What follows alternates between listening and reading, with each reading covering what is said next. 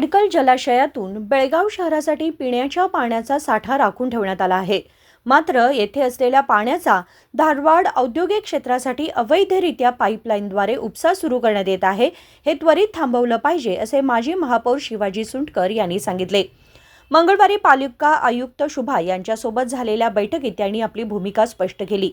पूर्ण बेळगावसाठी हिडकलचे पाणी वापरण्यात यावं, मात्र धारवाड औद्योगिक क्षेत्रासाठी अवैध पाईपलाईन टाकली जात आहे।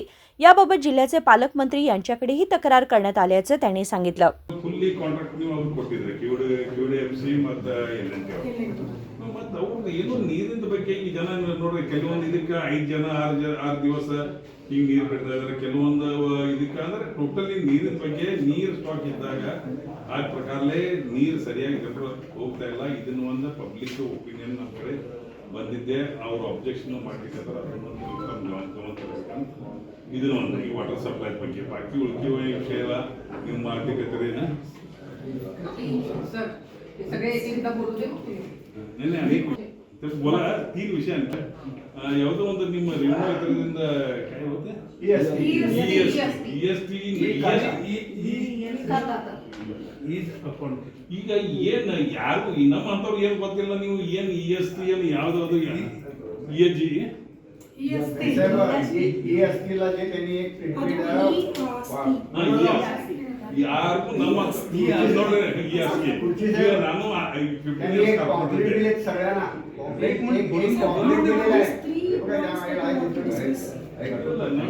यावेळी पालिका आयुक्त शुभा यांनी सांगितले की बेळगाव शहरातील पाणी समस्या सोडवण्यासाठी प्रयत्न सुरू आहेत। धारवाड KIDB कडून हिडकल जलाशयातून ठराविक प्रमाणात पाणी देण्याची मागणी करण्यात आली आहे। सध्या 10 वॉर्डांमध्ये प्रायोगिक तत्वावर सातत्याने पिण्याच्या पाण्याचा पुरवठा सुरू आहे। People participation in the administration बहुत मुख्य ಅವೆಲ್ಲ ಓಲ್ಡ್ ಕಾರ್ಪೊರೇಟರ್ಸ್ ಒಂದು ಅಸೋಸಿಯೇಷನ್ ಇಟ್ಟಿದ್ದೀರಾ ಅಂತ ಹೇಳೋದು ಸಂತೋಷ।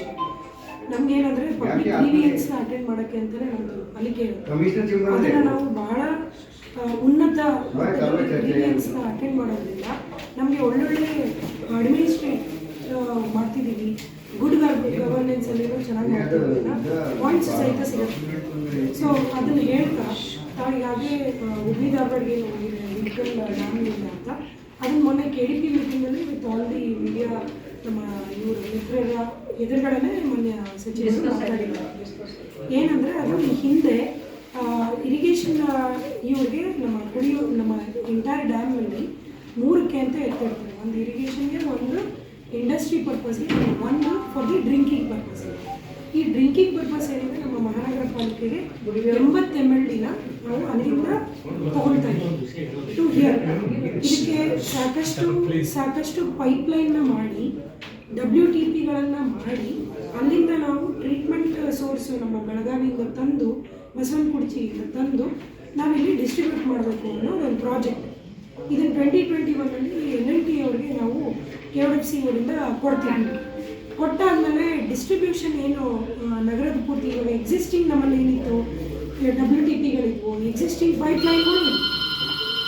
ಸೊ ಆ ಪೈಪ್ಲೈನೆಲ್ಲ ಯೂಸ್ ಮಾಡಿಕೊಂಡು ಡೆಮೋ ವಾರ್ಡ್ ಅಂತ ಒಂದು 10 ವಾರ್ಡ್ ನಮ್ಮಲ್ಲಿದೆ, 58 ವಾರ್ಡಲ್ಲಿ 10 ವಾರ್ಡು ನಮ್ಮದು ಡೆಮೋ ವಾರ್ಡ್, ಮಿಕ್ಕಿದ್ದು ನಾವು ಏನು ಕೊಟ್ಟಿದ್ದೀವಿ ನಮಗೆ ನಾನ್ ಡೆಮೋ ವಾರ್ಡ್ ಅಂತ ಕೊಟ್ಟಿದ್ದೀವಿ। ಅಂದರೆ 48 ವಾರ್ಡನ್ನು ನಾವು ನಾನ್ ಡೆಮೋ ಅಂತ ಕೊಟ್ಟಿದ್ದೀವಿ। ಆ ನಾನ್ ಡೆಮೋ ವಾರ್ಡಲ್ಲಿ 24x7 ಇದಕ್ಕೆ ಪೈಪ್ಲೈನ್ನ ಹಾಕ್ಕೊಂಡು ಹೈಡ್ರೋಜಿಯಾಲಜಿಕಲ್ನ ಟೆಸ್ಟನ್ನ ಮಾಡಿಕೊಂಡು ಜನರಿಗೆ ನೀರನ್ನು ಕೊಡೋದು। ಇದರಲ್ಲಿ ಪೈಪ್ಲೈನ್ನ ಅವರು ಫ್ರೀಯಾಗಿ ನೇಮ್ ಮಾಡಬೇಕು, ಮೀಟರ್ನು ಸಹಿತ ಅವರು ಹಾಕಿಸ್ಬೇಕು ಅಂತಿದೆ। ಸೊ ನಾನ್ ಡೆಮೋ ಇರೋದಲ್ಲಿ ಇವರು ಇದನ್ನೆಲ್ಲ ಮಾಡ್ತಿರ್ತಾರೆ। ಈಗ ಏನಾಗಿದೆ, ನಾನು ಸಹಿತ ಅದನ್ನು ಅನಲೈಸ್ ಮಾಡಿ ಮೀಟಿಂಗ್ ಮಾಡಿದಾಗ ನಮ್ಮ ಜನಗಳಿಗೆ 4 ದಿನಕ್ಕೆ ಒಂದ್ಸತಿ ಈ ನೀರನ್ನು ಕೊಡ್ತಿದ್ದಾರೆ। ಮೇಡಮ್ ಅವರು ಅದನ್ನೇ ಹೇಳಿದ್ರು, ಈ 4 ದಿವಸ ಕೊಡೋದನ್ನು ನಾವು ಹೇಗೆ ಕಡಿಮೆ ಮಾಡಬೇಕು ಮತ್ತು ಎಷ್ಟು WTPಗಳು ಇಟ್ಕೋಬೇಕು ಅಂದರೆ, ಈ ಸ್ಟೋರೇಜ್ ಏನಾದರೂ ನಮ್ಮಿಂದ ಆಗಿದ್ದಿದ್ರೆ ನಾವು ಜಾಸ್ತಿ ನೀರನ್ನು ಡ್ಯಾಮಿಂದ ಎಳ್ಕೋಬೋದಾಗಿತ್ತು।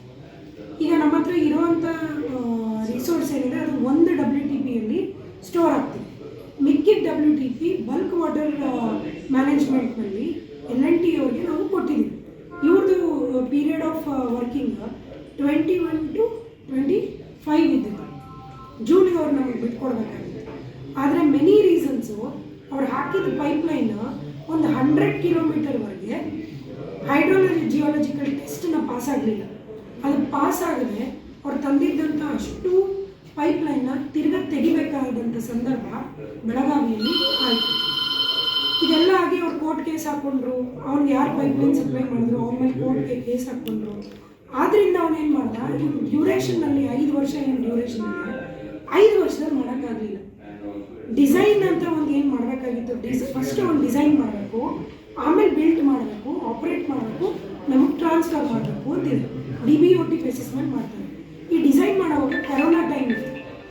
ಸೊ ಕರೋನಾ ಟೈಮ್ ಆಗಿದ್ದರಿಂದ 6 ಮಂತ್ಸಲ್ಲಿ ಡಿಸೈನ್ ಕೊಡಿದ್ರೆ 9 ತಿಂಗಳು ತೊಗೊಂಡು, ಇದು ಡ್ಯೂ ಟು ಕರೋನಾ ಅಂತ ಅಂತಾರೆ. ಬಟ್ ನಾನೇನಂದೆ, ಮನೆಯಲ್ಲಿ ಎಲ್ಲರೂ ಅವೈಲಬಲೇ ಇದ್ದರು, ಅವ್ರ ಹತ್ರ ಹೋಗಿ ಪಬ್ಲಿಕ್ ಹತ್ರ ಮಾತಾಡ್ಕೊಂಡು ಡಿಸೈನ್ ತೊಗೊಳೋದ್ರಲ್ಲಿ ಏನಂತ ಪ್ರಾಬ್ಲಮ್ ಆಗ್ತಿರ್ಲಿಲ್ಲ.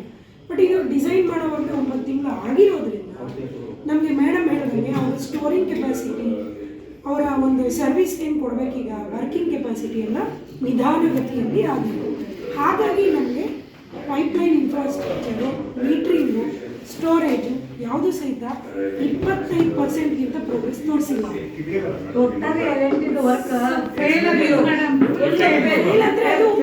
ಮೈಲ್ ಸ್ಟೋನ್ माजी आमदार रमेश कुडची यांनी सांगितले की हिडकल जलाशयात 12 MGD म्हणजेच मिलियन गॅलन प्रति दिवस पाणी उपलब्ध आहे, जे फक्त बेळगाव शहराच्या पिण्याच्या गरजेसाठी राखीव होते.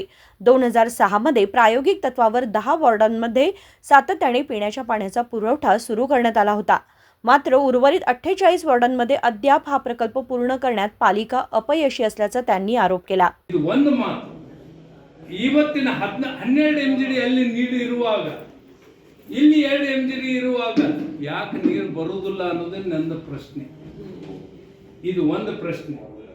ಎರಡನೇದು, ಇಷ್ಟೊಂದು ನೀರು ಇರುವಾಗ ನೀವು ಒಂದು ಸರ್ಕುಲರ್ ಕಳಿಸ್ತಾರೆ ಎಲ್ಲರೂ.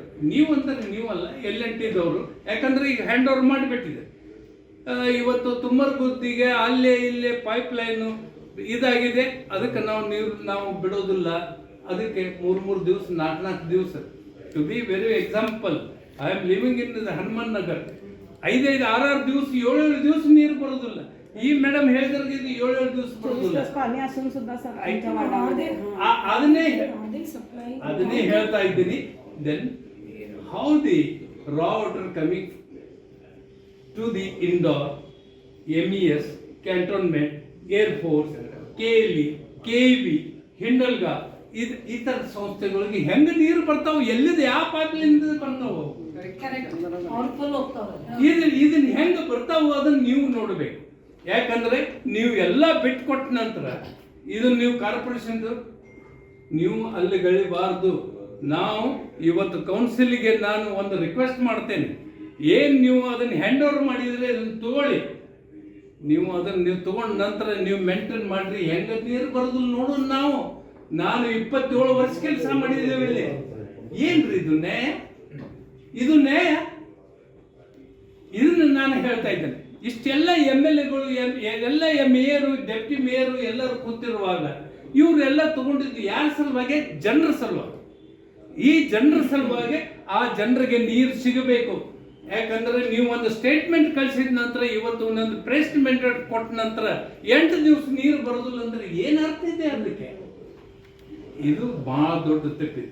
ಇದು ಒಂದು ಪ್ರಶ್ನೆ ರಿಗಾರ್ಡಿಂಗ್. ನಾನು ನನ್ನ ಎಕ್ಸ್ಪೀರಿಯನ್ಸ್ ಬಗ್ಗೆ, ನಮ್ಮ ಸೀನಿಯರ್ ಲೀಡರ್ ಮಾಲೋಜರಾವ್ ಅಷ್ಟೇಕರ್ ಇದ್ದಾರೆ, ಸೆಕೆಂಡ್ ಮೇಯರ್ 84ದಿಂದ ನಾವಿದೆ ಮೇಡಮ್. ನಾನು ಹೇಳ್ತಾ ಇದ್ದೀನಿ, first stage, second stage, third stage, whether reconciliation ಆಗಿದೆಯಾ ಇದನ್ನೊಂದು ಬರ್ಕೊಳ್ಳಿ ಮೇಡಮ್. ರೀಕನ್ಸಿಲೇಷನ್ ಆಗಿಲ್ಲ.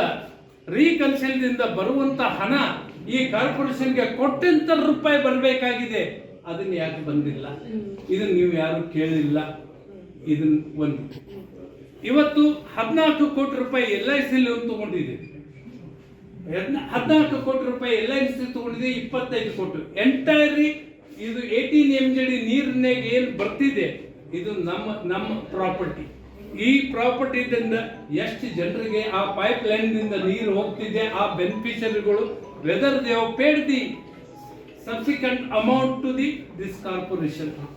माजी पालिका सदस्य दीपक वाघेला यांनी सांगितले की पालिका कोणत्याही सुविधांची कमतरता असल्यास नागरिकांच्या समस्या सोडवण्यासाठी कटिबद्ध आहे. पालिका आयुक्तांना सर्वतोपरी सहकार्य करण्यात येईल असेही त्यांनी सांगितले. यावेळी माजी महापौर सरिता कांबळे, माजी नगरसेविका अनुश्री देशपांडे आणि अन्य मान्यवर उपस्थित होते. बेळगावमध्ये पहिल्यांदाच माजी महापौर, सर्वोत्तम महापौर आणि माजी नगरसेवक संघ स्थापन करण्यात आलाय अशी माहिती त्यांनी दिली.